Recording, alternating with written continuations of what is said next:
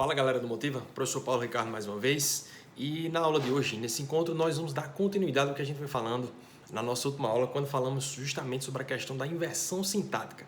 Galera, o que é inversão sintática? Inversão, mudança. Sintaxe, lembra de sintaxe, organização da frase a partir de determinados elementos. Que elementos são esses? Os termos essenciais, os termos acessórios, os termos integrantes, sujeitos, os complementos, os adjuntos. Beleza, ok? Então, falou de inversão sintática, apareceu esse nome, essa expressão, essa nomenclatura na hora da prova, na hora de resolução de uma questão, se lembra, vai estar havendo a mudança na ordem de algum desses termos aí, ou de um sujeito, ou de um objeto, ou de um adjunto. Costumeiramente, trabalha-se muito com a inversão sintática do sujeito em relação ao verbo, ou seja, em relação do sujeito com o predicado. Aí é o que a gente vai chamar de sujeito pós-posto. O sujeito ele vai vir depois do verbo. E vocês fazem muito isso na redação, que é o que eu vou focar hoje especificamente na aula, tá? Então fique atento, que vocês podem e se utilizam muito disso na hora do texto escrito e pode e deve aparecer isso muito facilmente na hora da análise de uma questão, inclusive nas questões de literatura. Por isso que eu chamei a atenção de vocês na última aula, quando eu tenho essa inversão sintática nos textos literários, fruto de um estilo, fruto de um objetivo mais específico do autor para aquele texto, para aquela situação, é o que nós chamamos do hipérbato. Não é isso? Então não esqueçam disso. Então é um conteúdo gramatical que ele nos faz permitir vários pontos com outros conteúdos, redação, literatura, beleza, gente? Tranquilo? E uma coisa que eu vou chamar a atenção, existem alguns muitos verbos, né? Vários verbos na língua portuguesa que é muito comum a sua utilização na ordem inversa, principalmente na ordem sintática em relação ao sujeito, que é o verbo bastar, o verbo acontecer, beleza? O verbo existir e vários outros, tranquilo? Especificamente hoje a gente vai analisar alguns trechos de redação para vocês perceberem que inclusive essa redação eu já trabalhei com vocês lá na parte da questão dos conectivos, né? A gente analisou essa redação voltada para os conectivos e me chamou muita atenção essa redação porque nela a gente também percebe muito essa questão da inversão sintática, tá? Aí embaixo eu tenho uma tabelinha para vocês onde eu mostro a inversão sintática e como ela ficaria na ordem direta. Então percebam, gente, por uma questão de estilo, de prática, que é comum também a determinados gêneros, inclusive aí na redação do Enem, é muito comum aparecer essa inversão sintática. Aí eu tenho um primeiro exemplo aí para vocês. Segundo Steve Jobs, um dos fundadores da empresa Apple, a tecnologia move o mundo. Muito interessante essa frase aí. Temos aí na tabelinha embaixo a inversão sintática. Segundo Jobs, um dos fundadores da empresa Apple, a tecnologia move o mundo. Aí como é que nós teríamos na ordem direta? Lembrando que é a ordem direta, sujeito, verbo. Quando eu digo verbo, aí eu tenho só o verbo em si, tá? Depois o complemento dele, obviamente, se for obrigatório.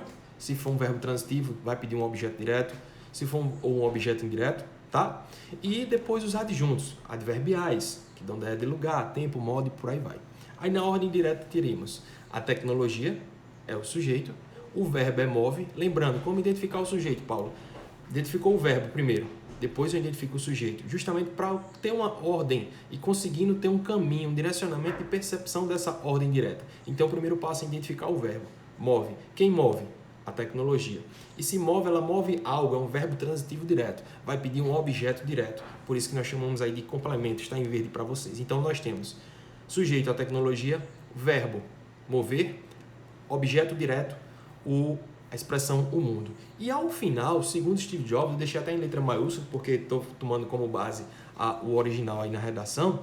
Óbvio que se fosse numa reescrita, o segundo aí iria para a letra minúscula. Então a gente teria ao final aí em azul um adjunto adverbial de conformidade. Por que conformidade? Porque esse segundo aí funciona como essa ideia de conforme, de acordo com alguém ou alguma coisa. Ou seja, a tecnologia move o mundo segundo, conforme Steve Jobs. E esse outro termo que vai vir à frente, gente, que eu coloquei até em sublinhado, ele vai me servir aí como um aposto explicativo em relação a Steve Jobs. Óbvio que ele vai aparecer depois do adjunto, porque ele está fazendo referência especificamente a um termo que apareceu no adjunto. Beleza, gente? Então aí ele vem como um elemento acrescido ao adjunto e não ao sujeito, ao verbo ou ao complemento. É por isso que ele aparece em relação logo em seguida ao adjunto. Beleza, gente? Tranquilo? Tudo caminhando aí? Tudo beleza? Então, o que a gente já começa a perceber? O que a gente a perceber? Na redação aí, vejam como são estruturas possíveis, naturais e comuns de vocês realizarem aí na hora da produção da redação. Tranquilo? Então se liga, ordem direta, sujeito, o verbo, o complemento e os adjuntos. Aí eu trouxe outros exemplos também para a gente analisar no que se refere à abordagem em relação à redação. Aí eu tenho um segundo exemplo. Esse segundo exemplo aí faz parte da mesma redação. Aí eu teria aqui o primeiro parágrafo e aqui um segundo parágrafo. Percebam que é muito característico dessa redação, o candidato aí ele se utiliza muito já no início de cada parágrafo, ó, no primeiro parágrafo e no segundo parágrafo, desses casos de inversão sintática. Então aí, no primeiro caso, tá interessante quando a gente compara que aqui ele usou o segundo, aqui ele já usou de acordo com. Aí eu faço uma ponte com vocês, fazendo uma ponte aqui com vocês, lá, fazendo uma ponte com a competência 4. Ele está demonstrando muita variabilidade. É uma estrutura comum que ele segue para ele, estilo dele, de inversão sintática, já de início dos parágrafos, a gente vai perceber isso, e sempre já trazendo o que? Uma referência a algum termo. Então a gente percebe 3 características aí. O uso dessa inversão sintática, já no início de cada parágrafo que ele faz, é típico desse candidato. A segunda característica, fazer uma citação, né? E quando ele faz essa citação, que puxa justamente para a terceira característica, uma citação de uma autoridade, né? Isso segundo, de acordo com, ele não traz dados estatísticos aí, ele vai trazer autores, né? Então são essas 3 características que ficam bem marcantes aí nessa redação aí, ok? E o quarto ponto é a questão da variabilidade. Mesmo quando ele vai fazer citações, ele não fica no mesmo conectivo, apenas o segundo, né? Ele traz o segundo, conforme, e ao longo da redação ele traz outros conectivos também de conformidade, de acordo com, e por aí vai. Beleza? Voltando aqui para a redação, o que é que a gente tem? Coincidentemente, nesse parágrafo ele tem 2 trechos onde ele faz muita inversão sintática. No primeiro, esse primeiro trecho é bem parecido com esse do primeiro parágrafo, vai dizer assim: de acordo com Sartre, o homem é condenado a ser livre. Então a gente tem uma inversão sintática. Como ficaria, Paulo, na ordem direta? O homem é condenado a ser livre de acordo com Sartre. Aí nós temos a expressão verbal aí, tá? Isso aí a gente vai ter uma estrutura verbal aí, ó, é condenado, tá? Posso entender isso aí como um particípio ou até mesmo como um elemento adjetivo aí, ó, é condenado. Temos aí uma estrutura aí formada por esse predicado aí, beleza? O sujeito, quem é condenado? O homem. A ser livre, Paulo, porque está em verde, porque é um complemento da expressão é condenado. Ele foi condenado a quê? A ser livre. Então entra como um complemento da expressão nominal. Então é um complemento nominal. E por último, aparece aí o adjunto, mais uma vez um adjunto adverbial de conformidade. O homem é condenado a ser livre de acordo com Sartre. Teremos aí a ordem direta. Beleza, gente? Lá no finalzinho do parágrafo ele escreveu: faz-se imprescindível, portanto, a dissolução dessa conjuntura. Mais uma vez, especificamente aí, um caso de inversão sintática. Agora preste atenção, nesse segundo exemplo aí, no final da tabelinha, a gente tem um exemplo aí associado ao uso do sujeito pós-posto. Lembrando que nesse primeiro caso aí, no início do parágrafo, e nesse aqui, nós não tínhamos um caso de inversão sintática especificamente do sujeito, tá? Tínhamos a inversão sintática de outro termo, no caso do adjunto. A relação sujeito e verbo permaneceu imutável, ou seja, não mudou, permaneceu na mesma ordem. A tecnologia move o mundo, seja na ordem, na primeira construção, seja na segunda, permaneceu inalterada. Assim como nessa também primeiro exemplo aí. No terceiro exemplo, que é o segundo exemplo aí da tabelinha, vocês vão ter aí justamente uma inversão sintática reforçada pelo uso do sujeito pós-posto especificamente. Faz-se imprescindível, portanto, a dissolução dessa conjuntura. Como ficaria na ordem direta?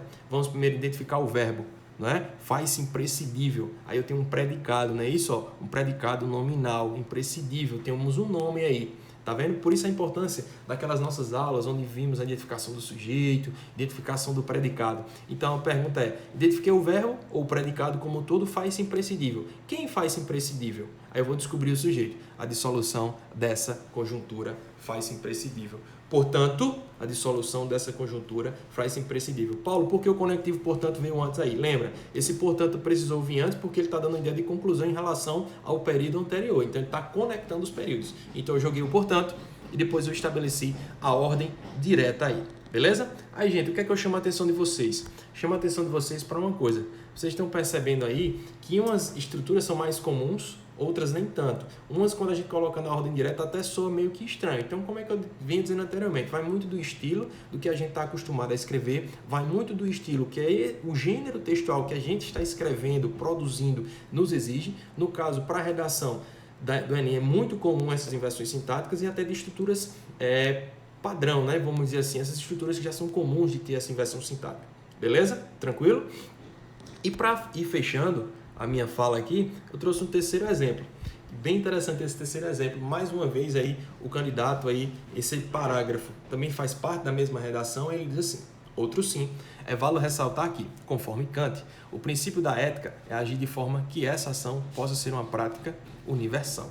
Então aí na tabelinha nós temos aí um caso de inversão sintática, mais uma vez, reforçado pelo sujeito pós-posto. Aí eu coloquei duas possíveis sugestões de reescritura na ordem direta. Vamos lá. Identifiquei o verbo ou o predicado. Ó, o predicado, esse que está em laranja aí, ó, é válido. Beleza? É válido. Verbo ser mais aí um adjetivo aí. É válido. Aí eu pergunto, quem é válido?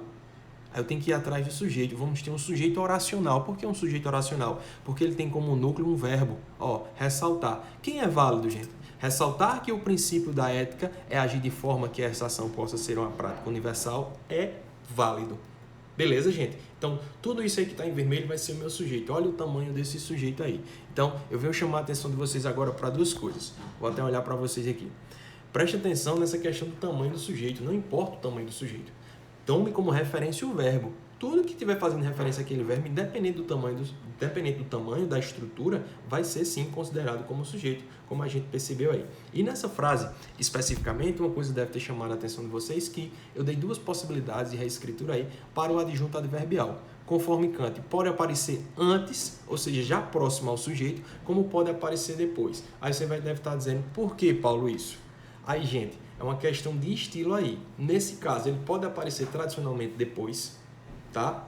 Porque vai seguir a ordem direta, mas eu posso trazer para ele antes por uma questão de estilo. Por quê? Como essa informação anterior é uma informação mais densa e mais complexa e não é do autor, é fazendo referência ao outro, se eu deixar ele para colocar depois, pode ser que gere uma certa ambiguidade. Então, nesse caso especificamente, a gente pode trazer ele para próximo do sujeito, porque tem uma informação mais precisa, certo? Fazendo inclusive referência a outro autor. Beleza? Tranquilo? Por isso que nesse caso em específico, a gente tem essa quebra ou dupla possibilidade de reescritura. Óbvio que na primeira, quando eu trago ele para próximo do sujeito, vai continuar com a, vamos dizer assim, essa ordem sintática invertida, quebrada de todo jeito. Beleza? E para fechar literalmente, a gente tem aí o último exemplo. Diz assim: são necessárias medidas que atenuem a manipulação do comportamento do usuário pelo controle de dados na internet. Então, na ordem direta, teríamos medidas que atenuem a manipulação do comportamento do usuário pelo controle de dados na internet são necessárias. Aí lembra, gente, sempre primeiro identificar o verbo. Quem são necessárias?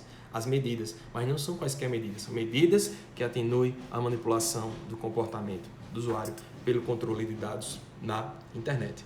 Beleza, gente? Tranquilo? De boa? Favorável? Aí eu quero que eu venha só fechar a minha explicação lembrando algumas coisas. Percebam, a questão da inversão sintática, seja de outros termos, seja em relação ao sujeito, é o que nós temos de sujeito pós-posto, são muito frequentes de acontecer, principalmente aí na hora da redação.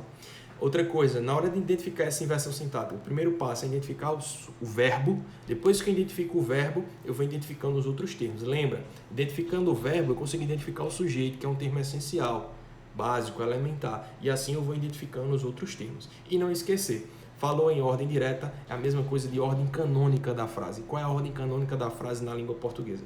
Sujeito, verbo, os seus complementos, que vão depender desse verbo, se for um verbo transitivo direto ou indireto para ter complemento. E por último, a posição dos adjuntos, que são termos acessórios, tá? E que dão ideia de tempo, lugar, modo e por aí vai. Beleza, gente? Valeu, obrigado aí por me ouvirem. Dúvidas, a gente tira lá no momento ao vivo. E vocês aí têm ainda alguns exercícios que eu deixei para vocês já irem resolvendo. E aí no momento ao vivo a gente tira as possíveis dúvidas. Beleza? Valeu!